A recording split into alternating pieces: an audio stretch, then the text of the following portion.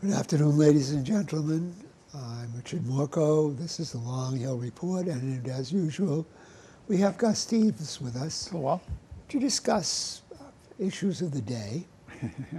And I start because the last month's session, may have even been the session before, but I think it was last month, we were discussing that education started out, we had the definition of being basically the training of the mind. Yeah. But we've gotten away from that,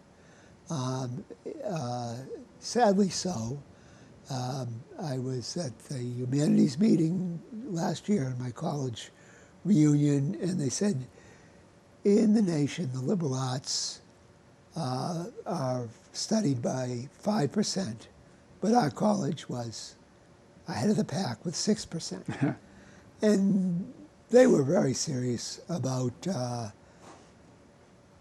the liberal arts back in the last century when I was there, back in the 60s, 70s. And Gus, you know, because everybody's taking everything from, you know, marketing to plumbing science in colleges. He said, well, maybe we have to change the definition of education. And when I hear something like that, I didn't, you know, I didn't have the nuclear reaction I might have had. But over time, I think about it. Revisionism, I don't mind revisionist history if you're getting new information and you're setting the record straight. Oh, I agree with that. Totally. But revision for the sake of revision, because some aspect of society has changed, I'm dead against revising definitions. The definitions should stay. I mean, that was what Newspeak was about, was getting rid of the definitions, getting rid of knowledge. Well, I think changing definitions is as dangerous. Get a new definition, get a new word. No, we see a lot of that happening too, and I think part of the issue with that is that I'm getting a situation where we got so many words that have very similar definitions that it almost becomes it makes communication more difficult. And that's why I say we've got to tell people, not at the point of the gun, well, maybe, that doesn't go over well. Don't call marketing education. No, well, I would agree with that. And I know you... Marketing is propaganda. But there's a lot of other business type things. Yeah, true. That you don't call. Don't call gender studies education. It may be worthwhile. It may be absolutely worthwhile looking at gender. Mm-hmm. And it may be, you may be able to subsume it into psychology, but it's not a liberal art in any sense. Well, psychology could be defined as a liberal art in many senses. Yeah, and that would be, you could call that part of it, but don't, because it really becomes political then. Well, the problem is, I think education as a whole has long been politicized by many societies for a whole slew of reasons. Even from the days of Plato. If not longer, yeah. Keep the, well, they really were, you know, but keep the definition of education and learning what it was. Mm-hmm. Now, this brought up as I was thinking about it, because this has kind of bugged me for a while. Tearing down of statues because you don't like Robert E. Lee or something. Mm-hmm. Well, I remember 1966. You don't remember 1966. I wasn't around. Okay, I remember a statue was blown up. Okay. And I bet you can't even think of what that statue was. Well, you've mentioned it before, Nelson. Nelson in Dublin. Yeah. And what do I think about that? First of all, Nelson wasn't really a bad guy in the sense that he was in Ireland suppressing the peasantry. He was suppressing France in the ocean at Trafalgar. And, you know, he had a distinguished naval career serving Britain against France. He just happened to do it at a time when Ireland was controlled by Britain. Yes. Yeah. So he was not an Irish hero. No. He was not an Irish villain. But I think they should have left that statue up. And maybe if they say, you want to say, put a plaque or put a statue in, or not a statue, some kind of little monument in front says, he himself was not that bad a guy, but he served what I certainly believe was an evil empire. Whether you want to use the word exactly evil, that's another thing. Well, it certainly was empire. No question about that. Now take Cromwell. What if they put up a statue of Cromwell? How would I feel about that? I think that would be. I would think that would be a little upsetting. No, it's upsetting, but think about it also this way. 1943, Adolf Hitler falls sick and dies. He, there's a drug overdose or something. Okay. Germany's still in the war. It might have gone better if Hitler did. I don't know. But Germany's still in the war, but German people still were behind him, probably more or less, probably less than in 1932. Right. But they say, all right, the government puts up a statue to Adolf Hitler. Okay.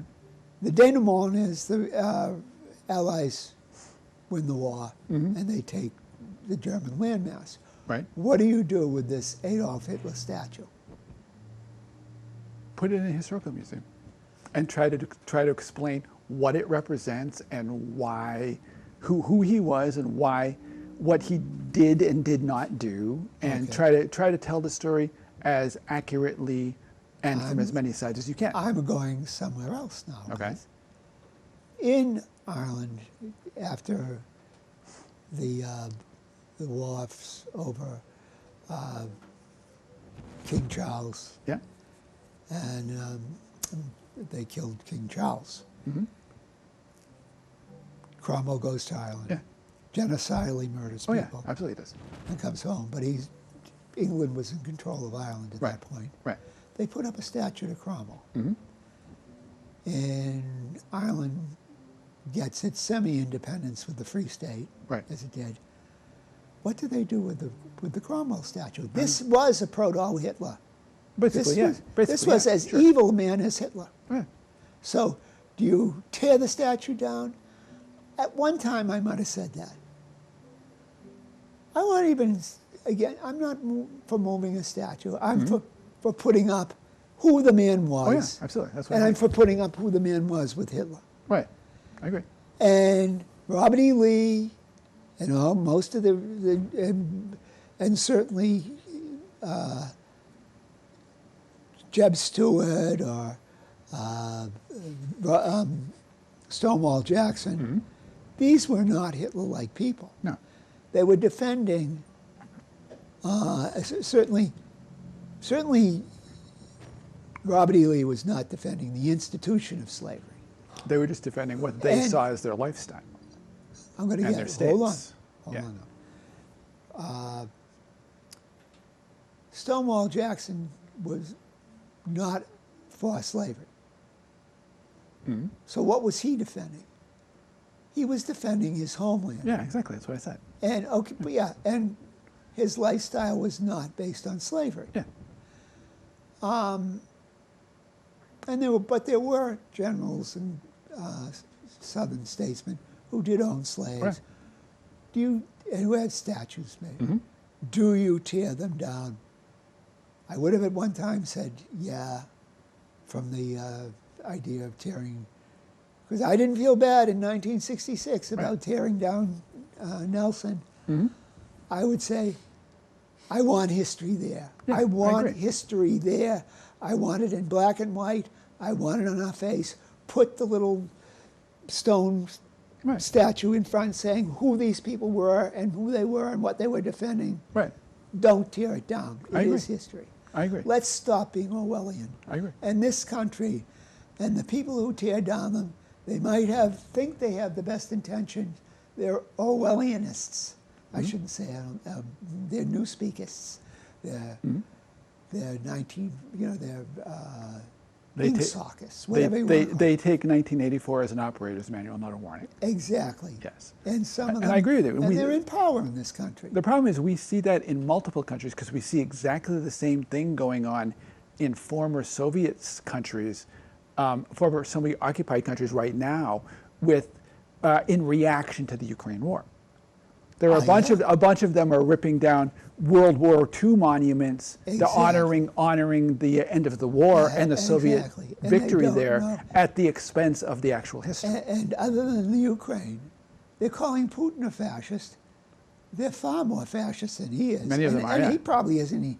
You can define him as what? Probably almost a proto-monarchist, if you want, but nowhere near a fascist. No, And the Ukrainians are far closer to fascist than oh, us. the Ukraine. Yeah. Oh well, the New York Times embarrassed themselves.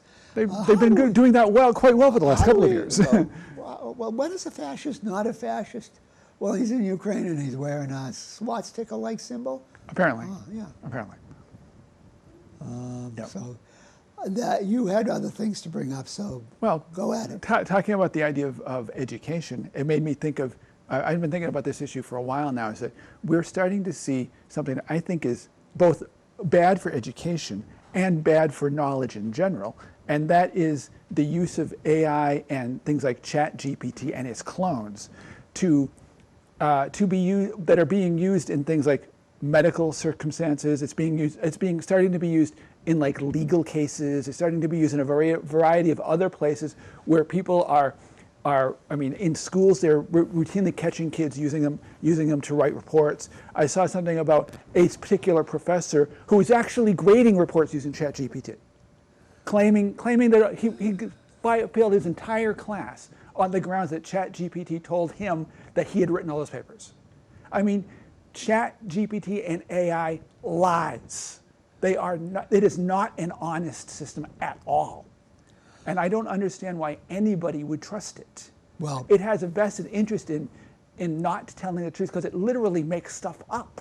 well, now, see, we have a vast difference of opinion in that.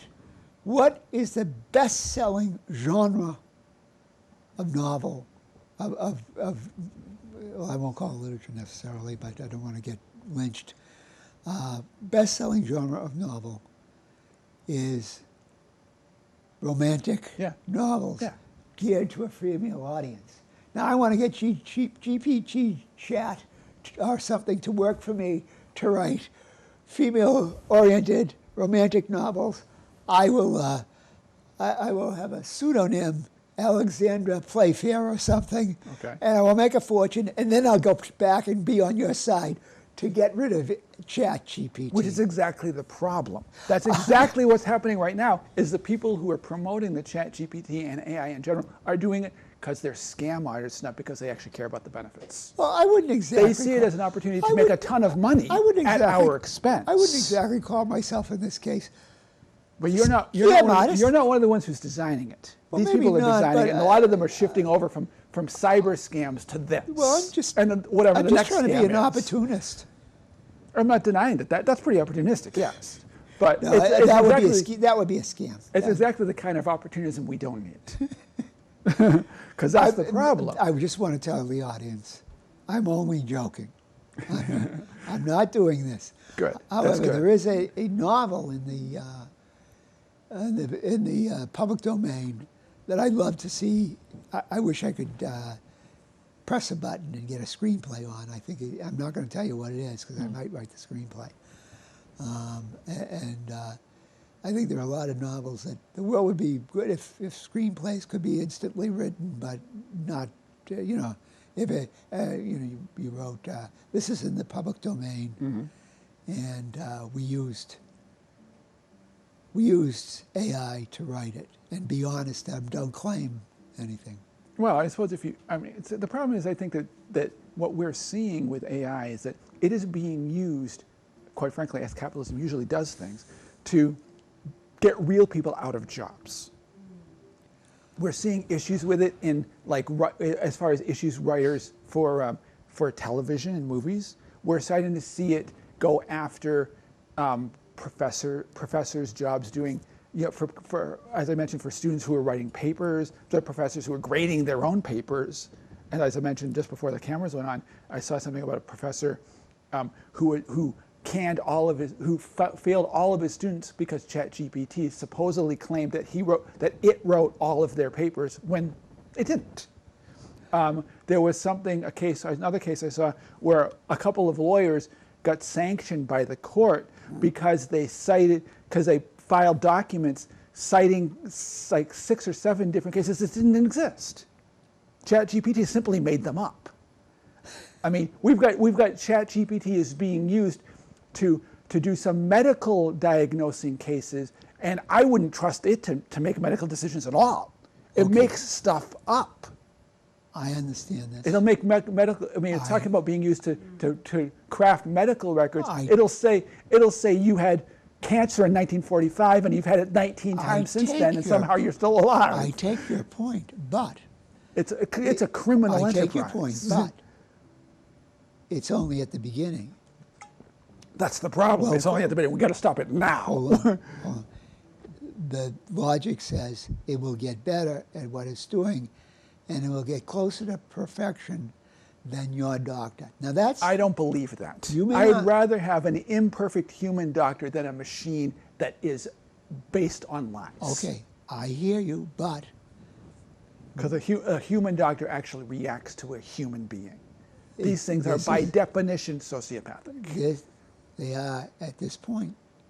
But what if they could be perfected? I don't want it to be perfected. Don't interrupt. But I said, so what if it was perfected? What would perfected be? Perfected be that it does not lie, that it actually tells you the correct diagnosis and gives you the right course of treatment. Now, I think a perfectly good trained human doctor can do that much more easily. At this point, I'm not talking about now. I'm talking about period, because a key part of it is the human interaction. That's one of the things that I think we see. A modern medicine is going away from human interaction. Yes. And I think that's a huge problem, because the whole issue of health, a lot of it is tied in with human psychology and the way we interact with people. And one of the reasons that we are unhealthy in our society is the decaying ability to interact with other beings, human and otherwise. Oh, I remember. And doing it with AI. AI is not a living being. It should never be treated as a living being. It is not. I love science fiction. It is not. I have a problem with myself. And if I were made the czar of the world, I might quash it right now. But I remember reading about a doctor in Africa who was in a modern African hospital, and he was the older guy. He wasn't well versed in all the technical gizmos and everything, but he knew more just by working with people. Right. Do we want to get rid of all the technical gizmos? No, not all of them, because there are certainly benefits to some of them. That's the problem. But I think there's a huge difference between keeping the technology and having something that is claimed to be artificial intelligence taking over for actual living people. That's what I'm really concerned about seeing AI, ChatGPT, and those kinds of things doing, because that's what we have traditionally seen. Technological development often going toward a situation where it displaces living beings. Okay. And I think we're getting to the point where we need to rein that in and focus back on making sure that there is space both within human society and nature as a whole for living beings. Now, again, you use the word we. Who is the we? I want to know that because you use the word we. I want to know who the word we is. Human society, human beings. But as a species, we need to make sure that the stuff that we are inventing as a species has an effect on all of the other species living on this planet. But there won't be a we that... We are therefore responsible for doing it. There will not be a we who decides that. Yes, there is. There will always be. There's always a we. No, there is never There is always a we. There's never a we. There's always a we. The definition is whether we is one person or 5 people or 1 million people. There's always a we. The we. That when we So, lose okay. the concept of we go extinct. No, no. There is, when you use the term we, are you saying, you say we as humanity? Well, no. There is no we as humanity. Yes, there is. Please I don't completely interrupt me. Let me disagree make with my points. There is no grand we. There are different, there may be different we's, but there's no grand we. There's we Americans, there's we Western Hemispherists, there's we Charltonists, we Southbridgists, but there's no international we. Why not? Because there isn't. And so you say, we have to quash AI. It won't be we that quashes it. It will be a group of people who have the momentum, but it won't be the we. But that is still a we. It's a we. It is a we. But it's not And the we. as long so as it's we okay. We, the Gustevians, is what you're saying. No, The people who agree with Gus Steeves on that. I'm talking about. Well, obviously, a lot of them probably would agree with me. If they're going to be making that kind of effort, obviously they would. And I don't expect them to agree with me entirely. I don't expect them to agree with me on all kinds of other things. It's not a we. But there is still a group of people involved in everything that human society creates. It's a group. All It's- technologies, it's a all group, of the stuff but that it's we've not done. a we. It is a we. It is still very much a we. It's a segment. It can be the 4 people in this room is still But we, when you or say- it can be all of the people in So you- Charlton, or the okay, U.S., or but you the, should all be the people more around the precise. world. There's still a when we. you say we have to do this, then you It is should be a more. we. You should be more precise and say the people who agree with me on this. But using we in that kind, we have to do this implies humanity, and that doesn't. It is. And humanity does have to do it. Humanity won't do In many it. in many cases, we have don't- no choice. Humanity won't do it. Yeah, Humanity has never done it. Somebody in humanity will do it. Then it's not a we. And then historically, It's not we. after the fact, the human species as a whole more or less takes ownership of the stuff that has gone But it's on not in the past. a we that does it. But it's still the we that is doing it. It is a segment. It We is have a never the complete we. different. I think we have a complete difference of opinion when it comes to we. Well, we'll have to get to the dictionary and look up we then. It's not. I'm not Because talking words dictionary have definition. precise meanings. Some of them do. Yes. All words have precise meanings. Or you'd have to throw out your dictionaries. No, not always, because lots of words have multiple meanings. Yes, they are homonyms. There are homonyms. But there the are word side itself, meanings. the there word are- itself might be a homonym, but it has a different meaning and a different spelling. Even the same word often has multiple meanings. Sometimes it depends on what culture you're in. Sometimes it depends on what part of an area of history you're in. Sometimes it depends on which cultural subsegment you're in. But it's not. We is one of those words that has multiple meanings. But you always can't has say been. we means humanity. Why You not? can- You cannot. Well, We need, as human beings, we see. When you say we have we an have to suppress- impact well, on. if you're saying we, as humanity, have to suppress AI, and you say it's all humanity, that makes no sense Why because not? it's not all humanity. It's you and the people who agree with you, and that ain't we. That is a we. They- And not in I it. am very concerned So then about. you're saying my group has to suppress it. No, I'm not saying that. That's basically, how can you get around that? Because you're basically saying, okay, that's a we, which means my group. How does it not your group? Or people agree with you? Who agree with I you? don't expect everybody to agree with me. But in suppressing AI, they have to agree with you, or they wouldn't be for suppressing AI. To some degree, that is true. I'm not going to do a victory dance because humility is my strong point. No, it's not. All right, local elections. Local elections. We're not seeing AI in that, fortunately, yet. I hope not. Well, wait till we have an AI who's running for office. Let's hope not.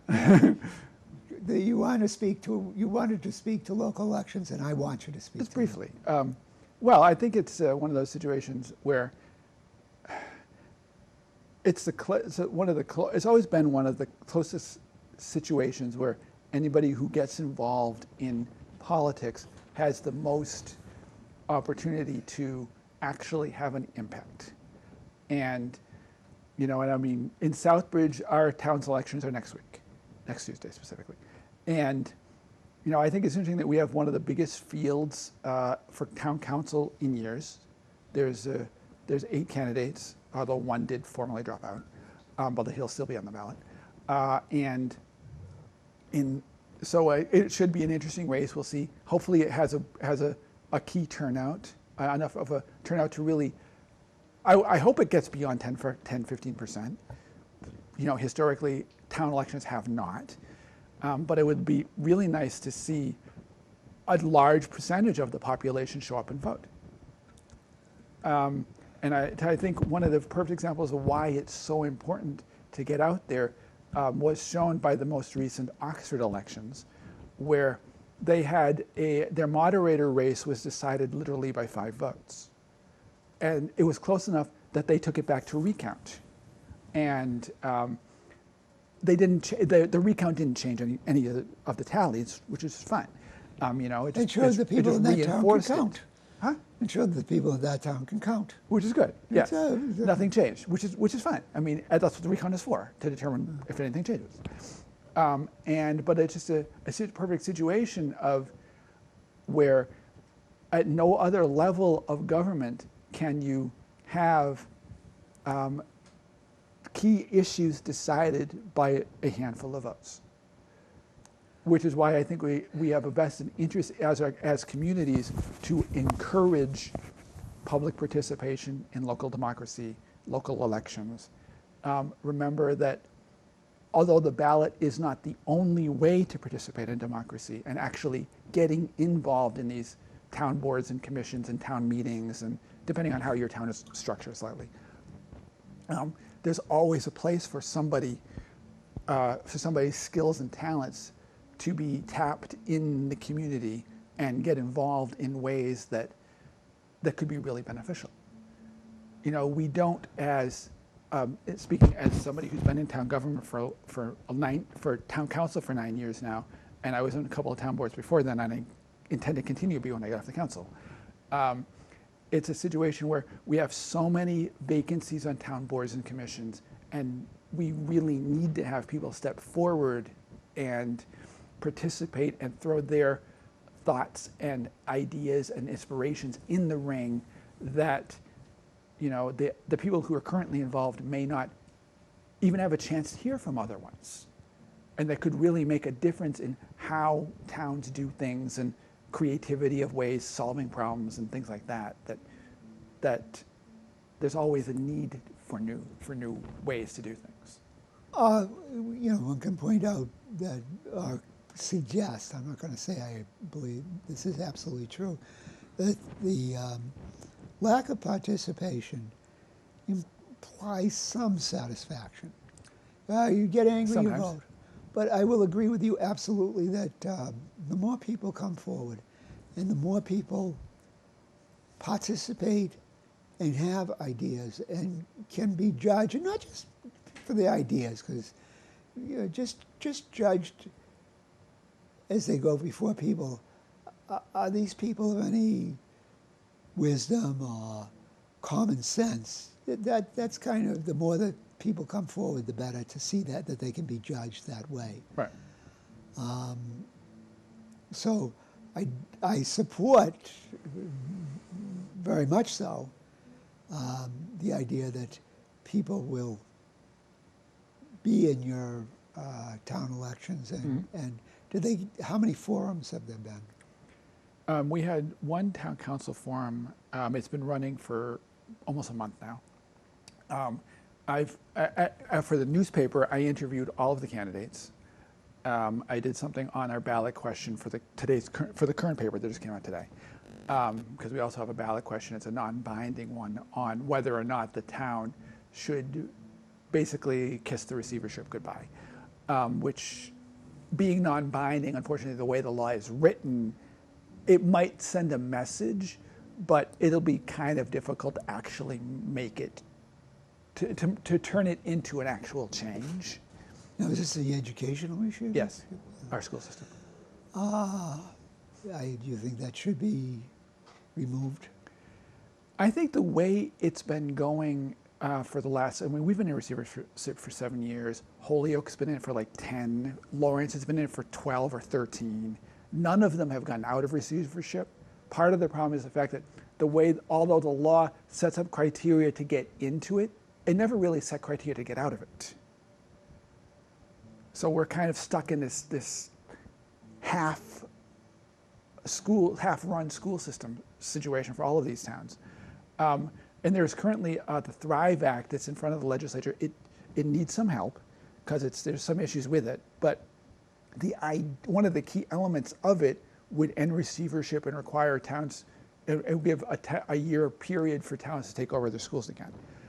It also sets up a bunch of other criteria for, instead of having it be basically what ends up being a strict top-down system running these schools, it requires issues where schools are having issues to be run by a community-based board of people of a variety of walks of life and variety of viewpoints, various areas of experience and so forth, some of which have to be specifically educational related. And therefore we'll have a broad spectrum of people looking at how to solve the problem that this particular school or district got into. Well, time is basically up, and that you look like Southbridge has its work cut out for it. It's challenged at the moment, yes. Well, ladies and gentlemen, I just want to let you know, Gus Steeves and Richard Murphy weren't here. This is an AI simulation. He's an AI simulation. I'm not. He's the AI simulation. Boy, go ahead, try and convince them. Yeah, we all know he's the. Ladies and gentlemen, thank you for being here. This has been Richard Morco, our ChatGPT Richard Morco, and that's ChatGPT Gus Steeves, and we hope to see you again next month. Have a good night.